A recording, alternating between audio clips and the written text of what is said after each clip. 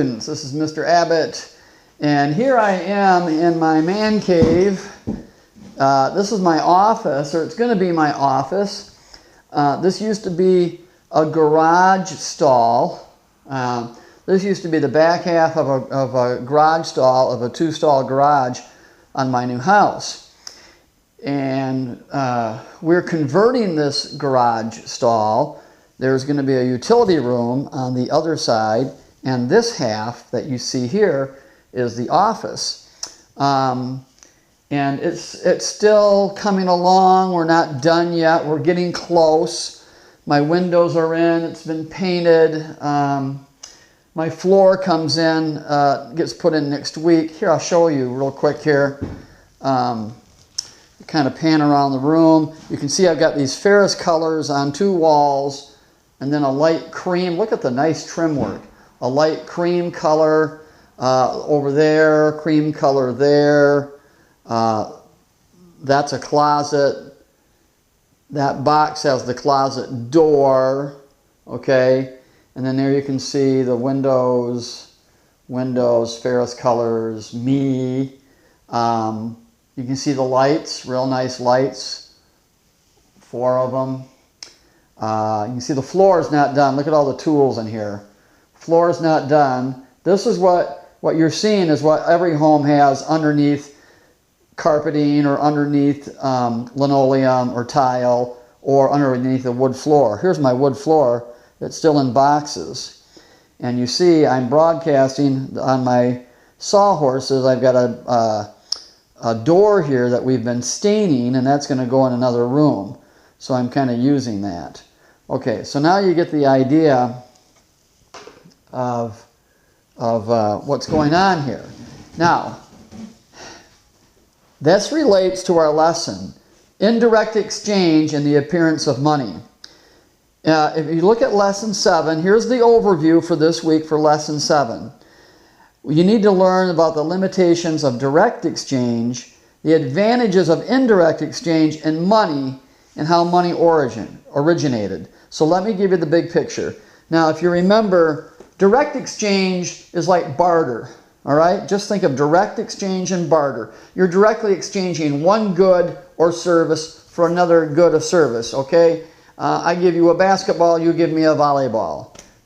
I give you an apple, you give me an orange. I give you a Kit Kat, you give me your life. No, just kidding. I give you a Kit Kat, you give me 2 Milky Ways, right? Because remember Kit Kats, I value them higher. But you get the idea, it's bartering, okay? You're exchanging goods for goods. There's no money involved. There's none of that, okay? That's direct exchange. And it has a lot of advantages. It has some good things that can happen with it. But the bad thing about it is, what happens if I want to trade with you and all I've got are Kit Kats, and you don't want a Kit Kat? No, you'd much rather have something else, all right? You'd rather have some good food and not stuff that's going to rot your teeth and put fat in your arteries and all that. So what do we do? What do we do? Well, then what happens is, this is where indirect exchange comes in. And indirect exchange can be valuable, and that's what page 101. And there's a nice little chart on page 102 in your book. And indirect exchange can be useful if you don't want the Kit Kat, you want something else, okay? You want, I don't know, you want yogurt, okay? You want chocolate yogurt, all right? Well, just chocolate yogurt. And I've got a Kit Kat. So what indirect exchange is one form of indirect exchange is where I go find somebody who has chocolate yogurt, and maybe you've got I got to do this right. I've got a Kit Kat. You don't want a Kit Kat. You want chocolate yogurt, but you've got something I want. You've got we got to keep this simple. Reese's Cups. All right. So I want the Reese's Cups. I got the Kit Kat. You don't want the Kit Kat. You want chocolate yogurt. I go over here and I find a guy that's willing to take my Kit Kat and give me chocolate yogurt, okay? See, he doesn't want the Reese's cup that you've got. So you guys can't trade. I can't trade with you, but I can trade with him. So I trade, this is called indirect exchange. Indirectly, I give him my Kit Kat, he gives me chocolate yogurt. Guess what? I give you chocolate yogurt, you give me the Reese's cup. That's indirect exchange. Now those illustrations are not the same in your book, but it goes the same way. In your book, you've got a farmer, and you've got different people here in this illustration, and he's walking around trying to get things. He's got preferences of what he needs to have done. He's got to find the right people to make the right kinds of exchanges with, and not everybody wants to deal with him. So that's what indirect exchange is. Indirect exchange is I've got to find someone else to bring in the picture to make the deal happen. All right, that's indirect exchange. That's kind of valuable. All right, for those of you guys that are basketball players or professional or you're athletes, that sometimes happens in sports. You know, the Lakers have a player and they want to trade him to Milwaukee, but Milwaukee doesn't want that player. They want the player that Denver has. So Los Angeles trades to Denver, Denver trades to LA, and then LA is able to send that player on to Milwaukee, and so on. Those are indirect exchanges. Okay? And that's with goods. Now, it doesn't work out very good when you do an indirect exchange, and at the time, I get the chocolate yogurt. You're not really wanting chocolate yogurt at the moment, but I know down the road you will, but I got to wait. So how long do I hang on to this good that I've got? So this is where money comes in. Money, I don't have to wait for you to feel like chocolate yogurt if I've got money. I'll give you money, and you know you can take that money anytime and you can spend it anytime. So that's what money is good for.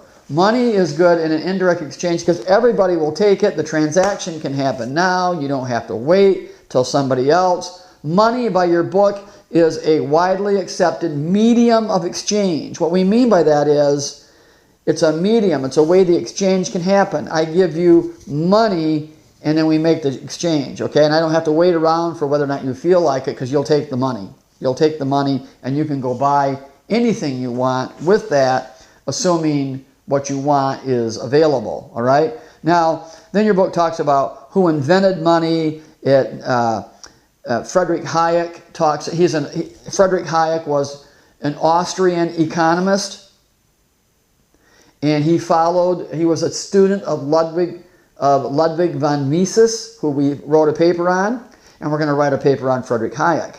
Hayek believed in a spontaneous order. In fact, as I look in your book, he didn't think anybody existed money, but rather he just saw money, like languages, as a product of human action, but not of human design. Hayek, of course, was not a believer in Christ. He was an agnostic. He did believe that there was a God, and he believed that there was order. But he would say that that money was not a product of human design, but rather of human action. So people just started doing things. They started figuring things out. They started to figure out how to make exchanges. This works. This doesn't work. Hey, will you take money? Yeah, I'll take. And then so money then became a medium of exchange. And on the bottom of page 107, there are these qualities or properties of money that make of what is a good money, okay? Because when you think of, you got to think there's different things that have been money, okay? Tobacco has been used as money. Shells has been used as money. There's been different things. Particularly the things that stand out to people are gold and silver, all right? And here's why gold and silver rank high as money. On the bottom of page 107, 4 things. They're easy to transport. Money, you know, if it's easy to transport, that's good. Divisibility, it means you can divide it up into smaller units. Durability, it holds, it keeps its value. Gold and silver don't really lose their value. And it's convenient market value, meaning that I can take it and I can go use it another time. So that's the lesson on indirect exchange. And so why I'm in here talking about indirect exchange is I've got all these things going on, and I suppose I could have waited to get I could have bartered or did a direct exchange. I could have traded something to have my walls painted, or I could have traded something to have my windows put in or the lights put in, or I could just use money and hire somebody to do it. I could go work a bunch of basketball games and volleyball games and save up a lot of money and then hire somebody to do it, and that's what I've done. All right? So that's the lesson on Lesson 7 on indirect exchange. I hope it helps. This is the big picture.